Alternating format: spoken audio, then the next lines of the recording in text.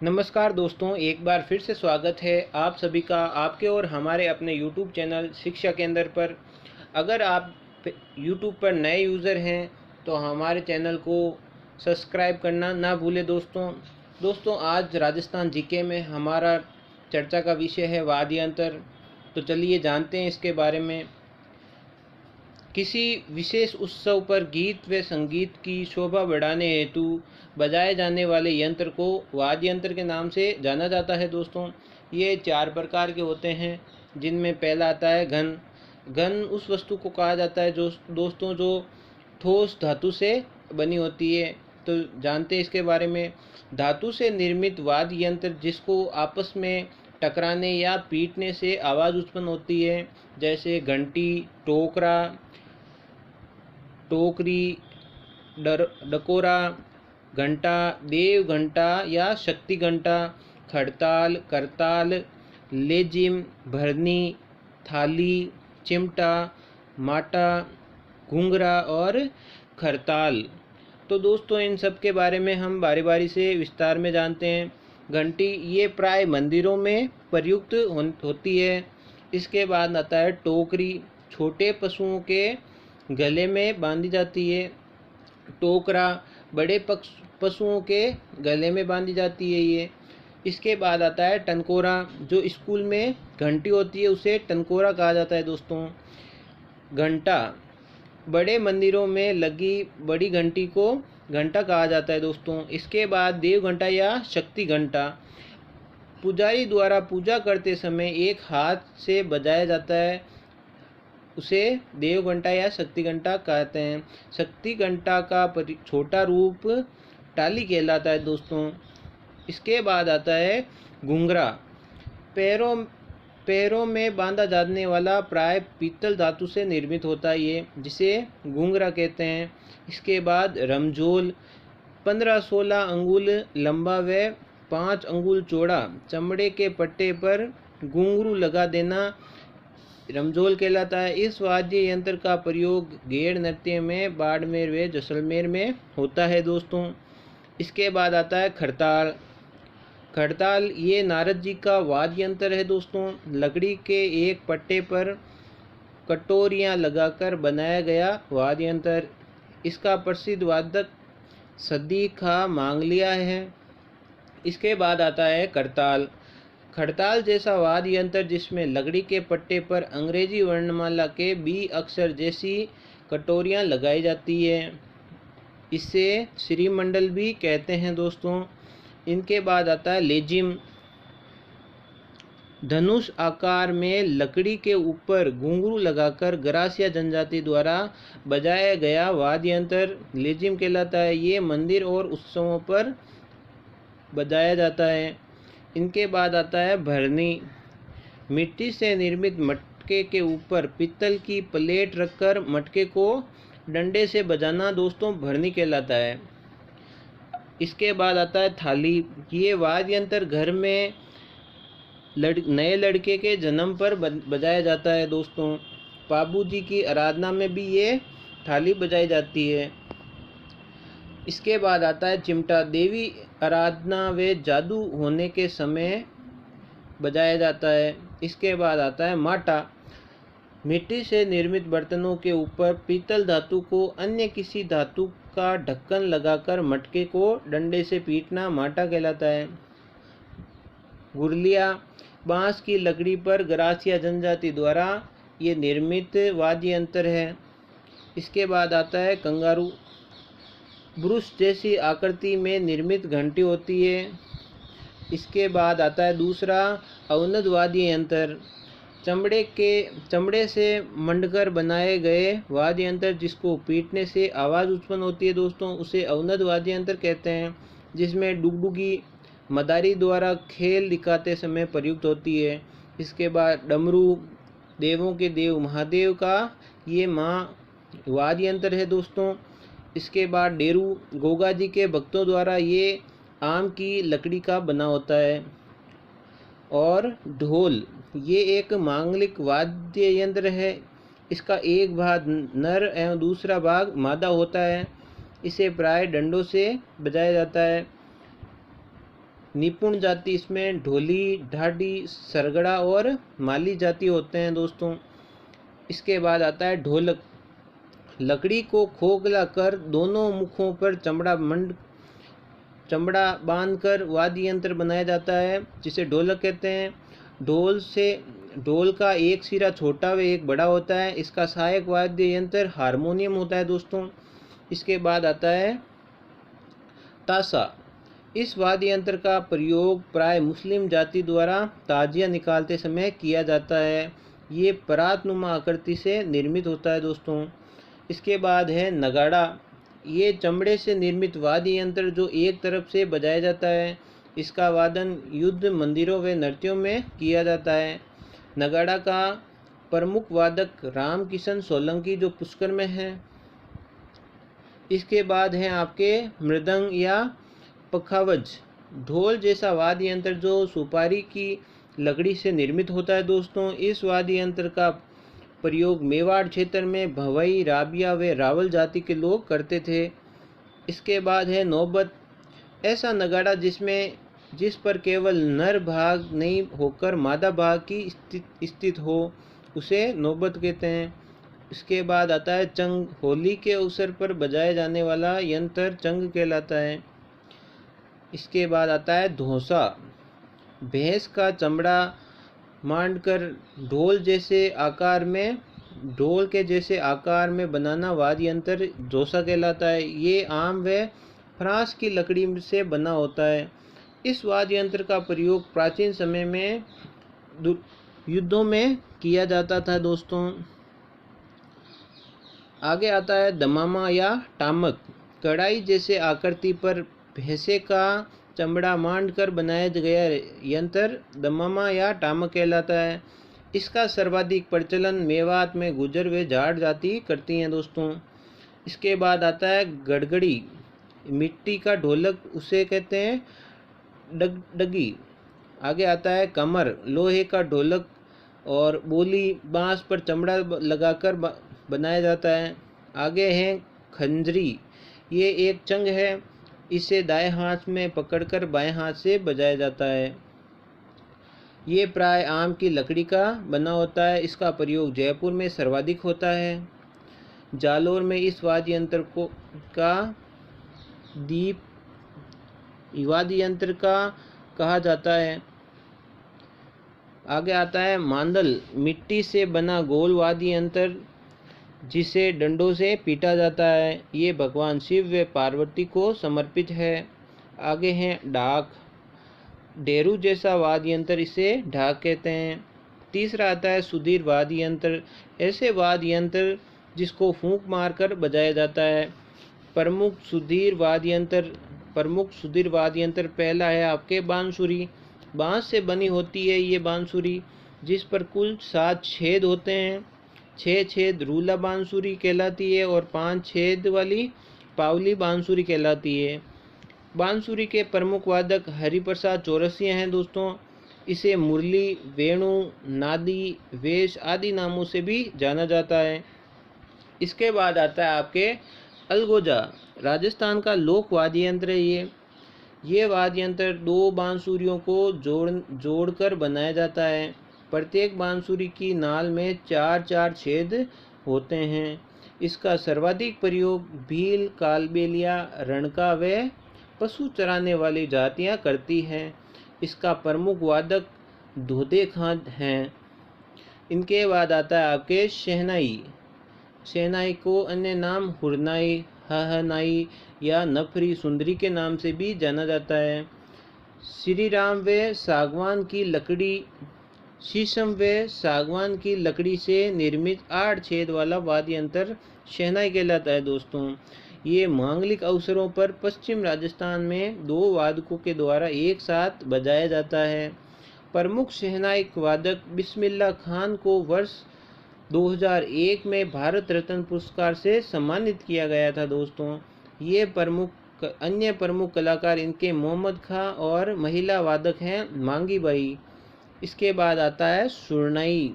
ऐसे वाद्य यंत्र जो शहनाई जैसी आकृति में पीतल व अन्य धातुओं से निर्मित होते हैं दोस्तों, उसे सुरनाई के नाम से जानते हैं।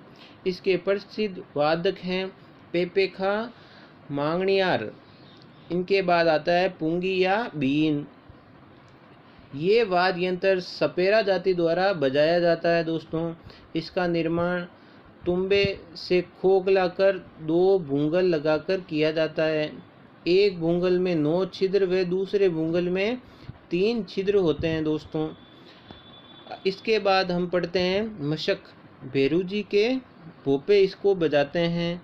ये वाद्य यंत्र चमड़े से एक थैले से निर्मित होता है।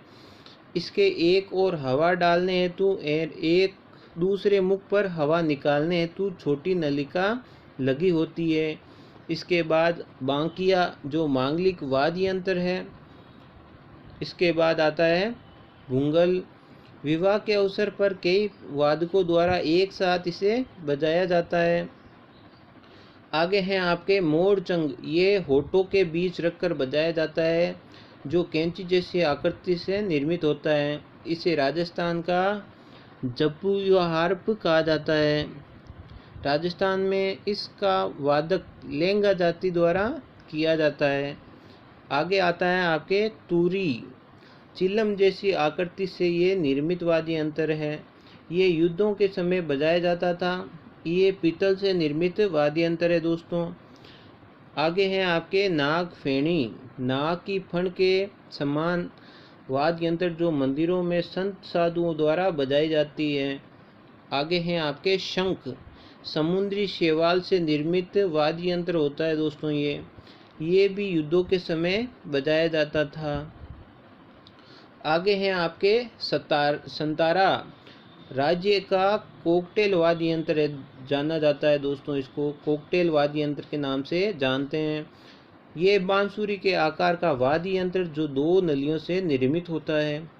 प्रत्येक नली में 6 छिद्र होते हैं, जिसमें एक नली में 5 छिद्र मोम से बंद किए जाते हैं। सर्वाधिक प्रयोग गाडरिया जाति द्वारा किया जाता है, बाड़मेर और जैसलमेर में। इसके बाद आता है पावरी। इसे पाविका के नाम से भी जाना जाता है। अंग्रेजी वर्णमाला के सी अक्षर जैसी निर्मित बांसुरी इसे पावरी के नाम से जानते हैं। ये आदिवासी लोग इसका प्रयोग करते हैं। इसके बाद आता है सिंगा। सींग की आकृति से बांसुरी जैसा वाद्य यंत्र जिसमें कई छिद्र होते हैं। इसके बाद आता है नड़। चमड़े के बैग से निर्मित होता है दोस्तों। पशु चराने वाले लोग द्वारा इसका सर्वाधिक प्रयोग किया जाता है। मेवाड़ में इसे दीबड़ी कहा जाता है दोस्तों। गुलरिया वाद्य यंत्र सभी श्रेणियों में आता है दोस्तों।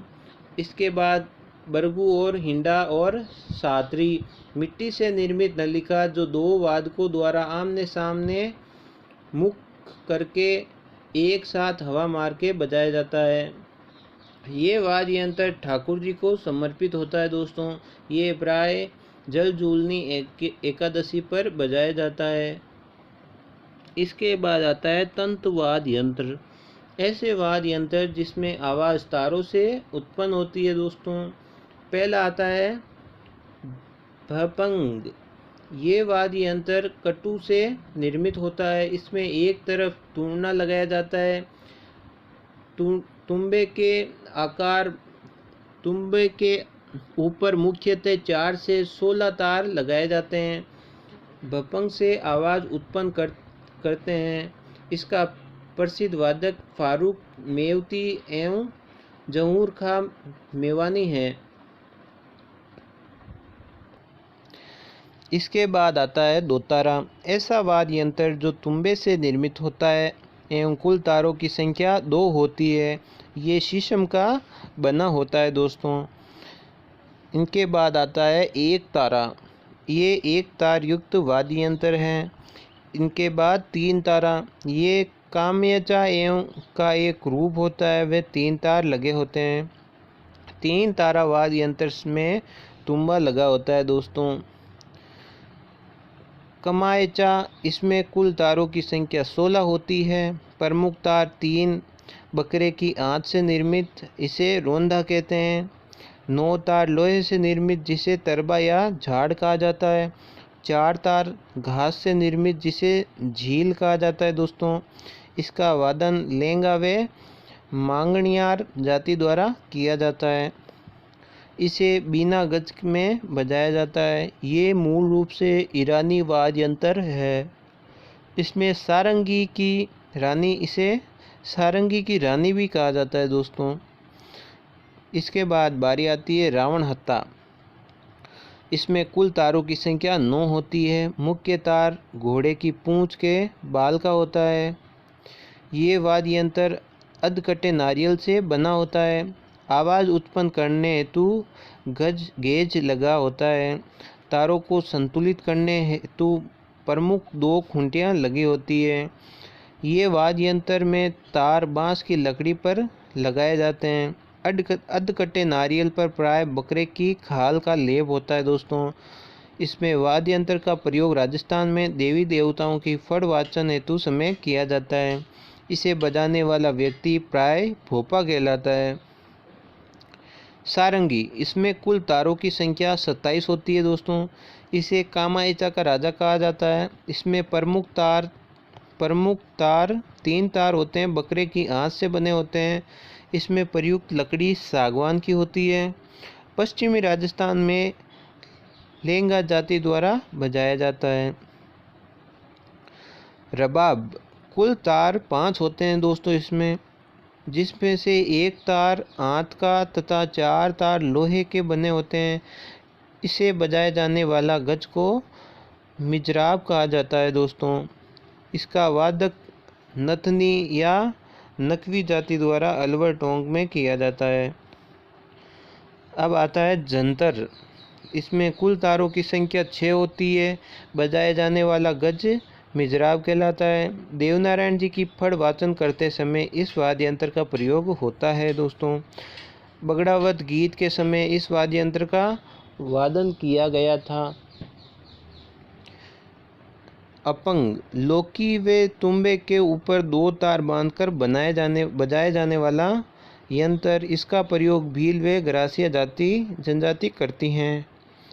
आगे हैं आपके सूरज मंडल। इसमें तारों की संख्या 21 से 26 होती है। इसमें एक लकड़ी पर वार कर आवाज़ उत्पन्न की जाती है। इस वाद्य यंत्र का वादक पश्चिमी राजस्थान में मांगणियार जाति करती है। इसे मृत कोकिला व स्वर मंडल भी कहा जाता है। आगे है रवाज। इसमें तारों की संख्या 12 होती है, जो 8 और 4 के समूह में होते हैं। 8 तार लोहे के तथा 4 बकरे की आंत से बने होते हैं। लेंगा जाति रावल में इसे बजाती है। इसके बाद आता है सुरिंदा। आपने हमारे चैनल को सब्सक्राइब नहीं किया है तो कृपया सब्सक्राइब बटन पर क्लिक करके ज़रूर इसे सब्सक्राइब करें, और वीडियो अगर अच्छा लगा तो लाइक कीजिए और शेयर कीजिए। धन्यवाद। ये रोइडे की लकड़ी से निर्मित होता है। इसमें 10 तार होते हैं। 2 और 3 तार मुख्य होते हैं। 2 तार स्टील के बने होते हैं। 1 तार लोहे का, 7 तार चमड़े के और घास के बने होते हैं दोस्तों। इसका वादक अंगुलियों के स्पर्श से कंगा व मांगणियार जाति करती है। इसके बाद आता है दुक्का को। भील जनजाति द्वारा दीपावली के अवसर पर बजाया गया वाद्य यंत्र। इस पर प्रहार किया जाने वाला गज नकवी कहलाता है। राजस्थान का सबसे बड़ा वाद्य यंत्र ढोल होता है दोस्तों, और सबसे छोटा वाद्य यंत्र मोरचंग होता है। सर्वाधिक मांगलिक वाद्य यंत्र शहनाई है, और अमांगलिक वाद्य यंत्र खोखरा है दोस्तों। खोखरा 3.5 फीट लंबा बांस से निर्मित होता है। आदिवासी जनजातियां मृत्यु होने पर इसे बजाती है और इसे पावरी कहा जाता है दोस्तों। तो दोस्तों आज के लिए बस इतना ही। अगर आप YouTube पर नए हैं तो हमारा चैनल ज़रूर सब्सक्राइब कीजिए। अगर आपको वीडियो अच्छा लगे तो लाइक कीजिए हमारे वीडियो को, और शेयर ज़रूर करना ना भूलें। तब तक के लिए बस इतना ही। अलविदा दोस्तों। जय हिंद, जय भारत।